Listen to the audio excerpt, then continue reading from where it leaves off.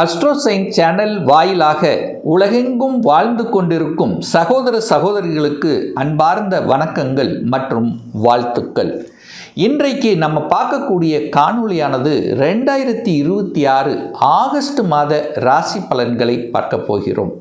முதலில் இந்த மாதத்தினுடைய கிரக நிலைகளை பார்க்கலாம். அப்போது சனி பகவான் வக்ரமாக மீனமனையில் அமர்ந்திருக்க போகுது. அதே போல் குருவும் சூரியனும் இணைந்து கடகத்தில் அங்கே குரு பகவான் உச்ச பலத்தோடு இருக்குது. சூரியன் பார்த்திங்கன்னா இந்த மாதம் ஆகஸ்ட் மாதம் 17ஆம் தேதி ஆட்சி பலத்தோட சிம்ம மனையில் அமர்ந்து கொண்டு தன்னுடைய பலனை கொடுக்க போகுது. புதனுடைய பெயர்ச்சி இருக்குது. ஆகஸ்ட் மாதம் 5ஆம் தேதி புதன் பகவான் கடகமனைக்கு பெயர்ச்சியாகிறது. அதன் பிறகு ஆகஸ்ட் மாதம் 22ஆம் தேதி சிம்ம மனைக்கு பெயர்ச்சியாகிறது. இந்த ராகு கேதுக்கள் பார்த்திங்கன்னா ராகு பகவான் கும்ப மனையில் இந்த மாத தொடக்கத்தில் சந்திரனோடு வீட்டிருக்க, கேது பகவான் சிம்மத்தில் அமர்ந்திருக்கு. சுக்கிர பகவான் நீச்சமாக கன்னியில் அமர்ந்திருக்கு. செவ்வாய் பகவான் புதனில், அதாவது மிதுன மனையில் புதனோடு சேர்றார் ஆகஸ்ட் மாதம் 2ஆம் தேதி. இதுதான் இந்த மாதத்தினுடைய கிரகமைப்பு. இந்த கிரகமைப்பை வைத்துக்கொண்டு துல்லியமாக 12 ராசிகளுக்கும் இந்த ஆகஸ்ட் மாதம் என்ன செய்ய போகுது, என்ன நடக்கப் போகுது, என்ன மாதிரியான தெய்வ வழிபாடு உகந்தது என்பதை பற்றி டீட்டெயிலாக நம்ம பார்க்க போகிறோம். ஸ்கிப் பண்ணாமல் முழுவதும் பாருங்கள். கண்டிப்பாக ஏதாவது ஒரு ரூபத்தில் உங்களுக்கு யூஸ்ஃபுல்லாக இருக்குங்கிறதுல எந்தவித மாற்று கருத்தும் இல்லை. நம்முடைய சேனலை நீங்கள் ஃபஸ்ட்டு டைம் பார்ப்பவர்கள் என்றால் மறக்காமல் சப்ஸ்கிரைப் பண்ணிக்கிங்க. கடகராசி அன்பர்களே, ஆகஸ்ட் மாதம் என்ன பலன் எப்படி இருக்குது அப்படின்னு பார்க்கும்போது உங்கள் ராசியிலேயே குரு பகவான் உட்கார்ந்துருக்கார். ராசியில் குரு இருக்கிறது ஒரு நல்ல தன்மை. குருங்கிறது யார்? பாக்யாதிபதி. பாக்யாதிபதி உங்கள் ராசியிலே உட்கார்ந்துருக்கார். குருங்கிறது கடவுளினுடைய அனுகிரகத்துக்கு சொந்தக்காரர். என்னதான் வந்தாலும் கடவுள் பார்த்துக்குவார். அதாவது நல்ல பெரிய மனிதர்களின் தொடர்புகளை கொடுக்கும், ஒரு சந்தோஷ உணர்வுகளை கொடுக்கக்கூடிய அமைப்புங்கிறது கண்டிப்பாக உங்களுக்கு ஏற்படுத்தும். ஏன்னா 2.5 வருஷமாக படாத பாடுபட்டுட்டீங்க. மனசு சரியில்லை, எண்ணம் சரியில்லை, சிந்தனை சரியில்லை, உறவுகள் சார்ந்த விஷயத்தில் பிரச்சனை, கடன் சார்ந்த விஷயத்தில் பிரச்சனை, ஒரு சிலருக்கு மன அழுத்தம் சார்ந்த விஷயத்தில் பிரச்சனை, ஒரு சிலருக்கு ஹெல்த் சார்ந்த பிரச்சனை, இப்படி நிறைய பிரச்சனைகளை சந்தித்து கொண்டிருக்கக்கூடிய அந்த கடகத்துக்கு விமோச்சனம் கிடைச்சிருச்சுன்னு சொல்லுவேன். ஒரு பேலன்ஸ் அப்படிங்கிறது இப்போ தெரிஞ்சிருச்சு. இது வரைக்கும் ஒரு பார்த்தே தெரியாதவர்களுக்கெல்லாம் இப்போ ஒரு வழி, இப்படித்தான் போகணும் அப்படிங்கிற அந்த வழி உங்களுக்கு புலப்பட்டு விட்டதுன்னு சொல்லுவேன். சூரியன் வேற உங்கள் ராசியில் இருக்கார். தன்னம்பிக்கை கிடைக்கும், எதையும் சாதிக்கலாம், பார்த்துக்கலாம் அப்படிங்கிற அந்த தைரியம் வீரியம் கண்டிப்பாக ஏற்படுத்தும் கடகத்துக்குன்னு சொல்லுவேன். அப்போ குரு சூரியன் 2 கிரகங்கள் இணைந்து உங்கள் ராசியில் இருப்பது ஒரு அற்புதமான ஒரு பலனை தரும். சாதிக்கக்கூடிய மனப்பாங்கை உருவாக்கும். சுறுசுறுப்புடன் செயல்படக்கூடிய தன்மைகள் இருக்கும். அந்த மந்த தன்மை டல்லாக இருந்து அந்த நெகட்டிவ் தாட்ஸ் நிறைய வந்தது பாருங்கள், அதெல்லாம் இப்போ விலகிருச்சுன்னு சொல்லுவேன். இந்த 2ஆம் அதிபதியாக இருக்கக்கூடிய சூரியன் ராசியில் அமர்ந்திருக்கார். இந்த 17ஆம் தேதி 2ஆம் இடத்துக்கே வர்றார். அப்போது 2ஆம் அதிபதியாக சூரியன் ஆட்சி பலத்தோடு இருக்குது. அப்போ அதிகாரம் கிடைக்க போகுதுன்னு அர்த்தம். உங்கள் பேச்சு சூரியனை போல ஸ்ட்ரைட்டாக இருக்க போகிறீங்க. தலை குனிய மாட்டீங்க. தலை நிமிரக்கூடிய அந்த தன்மைங்கிறது உண்டு. சூரியன் எப்படி உலகத்தையே சுற்றி வருகிறதோ அதே போல் சுற்றி வரணும் அப்படிங்கிற அந்த எண்ணங்கள் இருக்கும். பொதுநல தன்மைங்கிறது இந்த கடகத்துக்கு இயல்பாகவே இருக்கும். ஏன்னா சந்திரனுடைய குணத்தை கொண்டவர்கள் அல்லவா, தாயன்பு கொண்டவர்கள். எதையும், அதாவது ஒரு தாய் எப்படி ஒரு எதையும் பார்த்துக்கலாம் அப்படிங்கிற அந்த உணர்வு இருக்கிறதோ அந்த மாதிரி இருப்பீங்க. பொதுநலத்தில் ஈடுபாடு அதிகமாக இருக்கும். தனக்கு ஏதாவது ஒரு கஷ்டம் இருந்தாலும் தன்னுடைய குடும்பத்து தன்னுடைய உறவுகளுக்கும் அதில் ஒரு கஷ்டம் வராமல் பார்த்துக்கணுங்கிறதுல ஒரு எண்ணம் அதிகமாகவே இருக்கும். 2ஆம் இடத்துல கேது இருக்குது, ஞானத்தை கொடுப்பார். நிறைய பேர்த்துக்கு பார்த்திங்கன்னா அந்த பேச்சில் ஞான உணர்வுங்கிறது இருக்கும். இது செய்தால் தப்பு, இது செய்தால் ரைட் அப்படிங்கிறது இயல்பாகவே இருக்கும். நீங்கள் சொன்னது பலிக்கும், இது நடந்துரும்னா அது நடக்கும். மனசு வச்சிட்டிங்கன்னா அது நடக்கும். 3ஆம் இடத்தில் சுக்கிரன் வந்திருக்கார். லாபாதிபதி முயற்சி ஸ்தானத்தில் உட்கார்ந்தார். உங்கள் முயற்சியால் லாபம் உண்டு.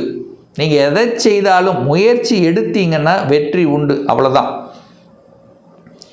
ஆனால் அதே சமயத்தில் 3ஆம் அதிபதி 12ல் போய் மறைஞ்சிருக்கார்.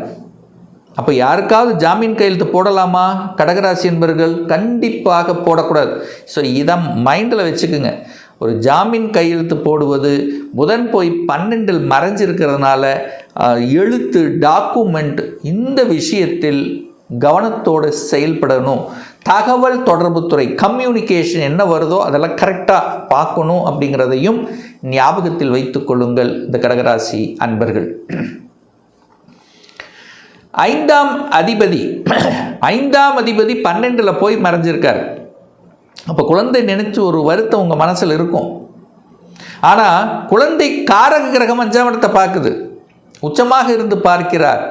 அப்போ குழந்தை நலன் நன்றாக இருக்க போகுது. ஆனால் என்ன, குழந்தை நினச்சி அவங்களுக்காகவே கொஞ்சம் ஓட வேண்டிய இது கிடைக்குமா? இப்போ என்ன, ஒரு காலேஜில் ஒரு +2 முடிச்சிட்டாங்க, ஒரு கோர்ஸ் கிடைக்குமா, இது கிடைக்குமா, அது கிடைக்குமா அப்படிங்கிற ஒரு மனம் ஒரு விரயத்தில் இருந்து கொண்டிருக்கும். ஆனால் கடைசியில் வெற்றி உறுதி. ஏன்னா குரு உச்சமாக இருக்கார். அப்போ குழந்தை நலன் நன்றாகவே இருக்க போகுதுங்கிறது மைண்டில் வச்சுக்குங்க. ஸோ 12ல் இருக்கிறது என்ன காரணம்? ஊரை விட்டு வெளியே நகருவார், உங்கள் டிஸ்ட்ரிக்டை விட்டு வெளியில் போவார், வெளிநாட்டில் போய் படிப்பார். ஸோ இந்த மாதிரியான தன்மைங்கிறது கண்டிப்பாக இந்த ஆகஸ்ட் மாதம் உண்டு.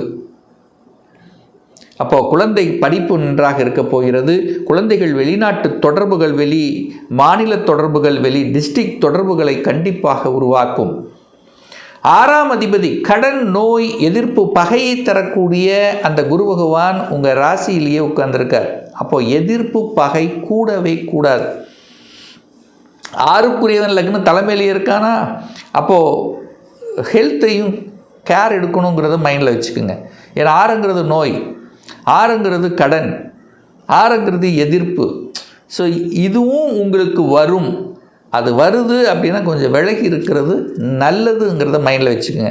ஹெல்த்துக்கு இம்பார்ட்டன்ஸ் கொடுக்கணும். சரியான உணவு கட்டுப்பாடு, உடற்பயிற்சி, இதெல்லாமே கண்டிப்பாக அவசியம் இந்த கடகராசி என்பவர்களுக்கு. சார், திருமணம் சார்ந்த சுப காரியங்கள் இந்த 2.5 வருஷமாக பார்த்தீங்கன்னா ஏதோ ஒரு வகையில் மன அழுத்தம், மனக்குறைபாடு, செட் ஆகிற மாதிரி இருந்தது, செட் ஆகலை, அல்லது ஏற்கனவே திருமணம் ஆகியிருந்தது, பட்டு கணவன் ஒரு சைடில், மனைவி ஒரு சைடில், எப்படியாவது ஒரு குடும்பத்தில் ஏதாவது ஒரு சின்ன ஒரு தொந்தரவு இருந்து கொண்டு இருக்கக்கூடிய கடகத்துக்கு இப்போ அதெல்லாம் விமோச்சனம் ஆகிவிட்டது. ஒரு செட்டில் ஆகிட்டீங்க. குரு 7ஆம் இடத்தை பார்க்குறார். ஒரு நல்லவன் பாக்யாதிபதி 7ஆம் இடத்தை பார்க்குறார். அப்போ திருமண பாக்கியம், 7ஆம் இடம் என்பது திருமணம், குருங்கிறது பாக்யாதிபதி. திருமண பாக்கியம் அது உங்கள் ராசியிலே உட்கார்ந்துருக்கு. ஸோ அதுக்கான முயற்சிகள் சக்ஸஸ் கொடுக்கும்னு சொல்ல வர. திருமணமே வேண்டாம் அப்படின்னு நினச்சிட்டு இருக்கவங்க கூட இந்த திருமண எண்ணம், அந்த எண்ணங்களை தூண்டும். திருமணம் செய்து கொள்ளலாம் என்கின்ற உணர்வுகள், தடைபட்டு கொண்டிருந்த அந்த திருமண விஷயங்கள் இப்போ சக்ஸஸ் முடியக்கூடிய தன்மைகள் நெருங்கி வந்துருச்சு கடகராசி அன்பர்களுக்கு. இப்போது அந்த திருமணம் முயற்சிகள், அதுக்கான ப்ராசஸ், இதெல்லாமே தங்கு தடையில்லாமல் நடக்கக்கூடிய அமைப்பு கடகத்துக்கு உண்டு. ஏன்னா 7ஆம் அதிபதியாக இருக்கக்கூடிய சனி பகவானையும் அந்த குரு பார்க்குறார், 7ஆம் இடத்தையும் பார்க்குறார். அல்லது ஏற்கனவே திருமணமாகி டிவோர்ஸ் ஆகிவிட்டது, 2ஆம் திருமணம் செய்யக்கூடிய அமைப்புகளும் சந்தர்ப்பங்களும் இந்த காலகட்டத்தில் உருவாக்கும். அப்போ பொதுவாக ஒரு சுப விஷயங்கள் செய்வதற்கு இந்த ஆகஸ்ட் மாதம், அதாவது பிற்பகுதி உங்களுக்கு சாதகமாகவே இருக்கிறது. 11ஆம் இடம் என்பது லாபம். அந்த 11ஆம் அதிபதி சுக்கிரன் நீச்சமாக உட்கார்ந்திருக்கார்.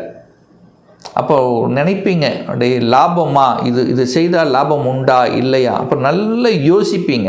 யோசித்து தான் ஒரு முடிவு எடுப்பீங்க. டக்குன்னு எடுக்கக்கூடிய அமைப்புங்கிறது இல்லை. அதே சமயத்தில் மாற்றங்கள், அதாவது ஒரு இடமாற்றம் ஆகிறதோ இல்லை எதனாலுமே கொஞ்சம் யோசிப்பீங்க. இது போகலாமா வேண்டாமா? அப்போ ஒரு சின்ன ஒரு தடை அப்படிங்கிறது கொஞ்சம் காமிக்கும். அதாவது உங்களுக்கே கொஞ்சம் ஆசிலேஷன் மைண்ட் இருக்கும். பட் கிடைத்தால், அதாவது வேலைன்னா நீங்களே விட்டுறக்கூடாது. மாறணும் அப்படின்னு முடிவெடுத்துட்டா இன்னொரு வேலையை அமைத்து கொண்டு தான் மாறணுங்கிறத ஆழமாக மனதில் பதிய வைத்துக் கொள்ளுங்கள் இந்த கடகராசி என்பர்கள். ஏன் சார்னா 10ஆம் அதிபதி யார்? செவ்வாய். அவர் போய் விரயஸ்தானத்தில் உட்கார்ந்துருக்கார். 10க்குரியவன் விரயம்.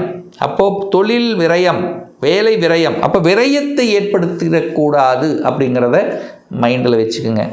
அதே சமயத்தில் வெளியூர், வெளி மாநிலம், அந்நிய தேசம் இதெல்லாமே நல்லபடியாக இருக்கக்கூடிய அமைப்பு. டிராவலை ஏற்படுத்தும். அந்த 3ஆம் இடம், அதாவது இந்த ஜாமீன், மனசு தான். 3ங்கிறது மனசையும் குறிக்கும்.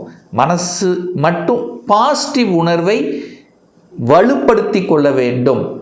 மற்றபடி தன்னம்பிக்கை இருக்கும், பார்த்துக்கலாங்கிற உணர்வு இருக்கும். கடந்த 2.5 வருடங்கள் இருந்த அந்த மன அழுத்தம், இது இப்போ இல்லை. அப்போ கடகராசி என்பவர்களுக்கு ஒரு நல்ல ஒரு நேர்கோடு, ஒரு பாத், வழி கண்டிப்பாக பிறக்கும். பெரிய மனிதர்களின் தொடர்புகளும் நிச்சயமாக ஏற்படுத்தும். குழந்தை நலனும் நன்றாக இருக்கும். இடம், நிலம், வீடு இதெல்லாம் வாங்குவதற்கு எந்த தடையும் இல்லை. புதன் 12ல் இருக்கு. எது வரைக்கும்? 5ஆம் தேதி வரைக்கும் தான். அதுக்கப்புறம் உங்கள் ராசியிலே வந்து உட்காரப் போகிறார். அப்போ இடம், நிலம் இதெல்லாம் வாங்குவதற்கு எந்த தடையும் ஏற்படுத்த போவது இல்லை இந்த கடகராசி அன்பர்களுக்கு. இப்போ நான் சொன்னது கோச்சார ரீதியாக இந்த ஆகஸ்ட் மாதத்துக்குரிய ஒரு பொதுவான பலன்கள். இந்த ராசி நட்சத்திரத்தில் பார்த்தீங்கன்னா பல கோடிக்கணக்கான பேர் இருப்பீங்க. எல்லாருக்கும் ஒரே பலன்னா கண்டிப்பாக இல்லை. ஏன்னா ஒவ்வொருத்தரும் டிஃப்ரெண்ட். ஒவ்வொருத்தருடைய ஜாதக அமைப்புகளும் மாறுபடும், தசாபுத்திகளும் மாறுபடும், அதற்கு தகுந்த மாதிரி பலனும் மாறுபடும். இந்த பொதுவான பலன்களை குறைஞ்சது ஒரு 3 மாதத்துக்கு கண்டினியூஸாக பாருங்கள். இதில் ஏதாவது கரெக்டாக நடக்கலைன்னா உங்களுடைய ஜாதகத்தில் இப்போ தசாநாதன் அல்லது புத்திநாதன் 6, 8, 12ஆம் அதிபதியோட கண்டிப்பாக கலந்திருக்கும், மிக்ஸாக இருக்கும். ஒரு துல்லிய பலன் வேணும். இந்த 2026 என்ன நடக்க போகுது? தொழில் மாற்றம் உண்டா? வேலையில் எப்போ ப்ரமோஷன் உண்டு? சொந்த தொழில் செய்வதற்குண்டான விதி கொடுப்பினே நம்மளுடைய ஜாதகத்தில் இருக்கா? திருமணம் தடைப்பட்டு கொண்டே இருக்கிறது. எப்போ சார் திருமணம் நடக்கும்? என்ன கோர்ஸ் படித்தா நமக்கு நல்லா இருக்கும்? அதாவது சிவில், மெக்கானிக்கல், இது மாதிரி நிறைய இன்ஜினியரிங் கோர்ஸ், மெடிக்கல் இருக்குது. அப்போ எதை படிப்பதற்குண்டான கொடுப்பினை இருக்குது? எப்போ குழந்தை பாக்கியம் கிடைக்கும்? எப்போ வீடு கட்டுவேன்? இது போன்ற கேள்விகளுக்கு துல்லியமான பதிலை நம்மால் கூற முடியும். ஒரு பர்சனல் கன்சல்டேஷன் எடுத்துக்கணும், ஒரு சுய ஜாதகம் பார்க்கணும் என்று விருப்பப்படக்கூடிய அன்பர்கள் டிஸ்பிளே தெரியக்கூடிய நம்பருக்கு வாட்ஸ்அப் மூலமாகவோ ஃபோன் கால் மூலமாகவோ தொடர்பு கொண்டு அப்பாயின்மெண்ட் பெற்றுக்கொண்டு நேரடியாகவோ அல்லது ஆன்லைன் மூலமாகவோ கன்சல்டேஷன் எடுத்துக்கலாம். நம்மளுடைய அலுவலகம் கோயம்புத்தூரில் அமைந்துள்ளது. அதாவது கோயம்புத்தூரிலிருந்து மேட்டுப்பாளையம் செல்லும் வழியில் வெள்ளக்கிணர் பிரிவு பக்கத்தில் அன்னாபூர்ண ஹோட்டலுக்கு அருகில் அமைந்துள்ளது. பிரியர் அப்பாயின்மெண்ட் வாங்கிட்டு நேரடியாக கன்சல்டேஷன் எடுத்துக்கலாம். நிச்சயமாக இந்த பதிவு ஏதாவது ஒரு ரூபத்தில் உங்களுக்கு யூஸ்ஃபுல்லாக இருக்குங்கிறதுல எந்தவித மாற்று கருத்தும் கிடையாது. இந்த ராசி நட்சத்திர நேயர்கள் அனைவரும் வாழ்க, வளர்க, வளம் பெறுக என்று எனது வாழ்த்தினை தெரிவித்துக் கொண்டு விடைபெறுகிறேன். நன்றி, வணக்கம், வாழ்த்துக்கள்.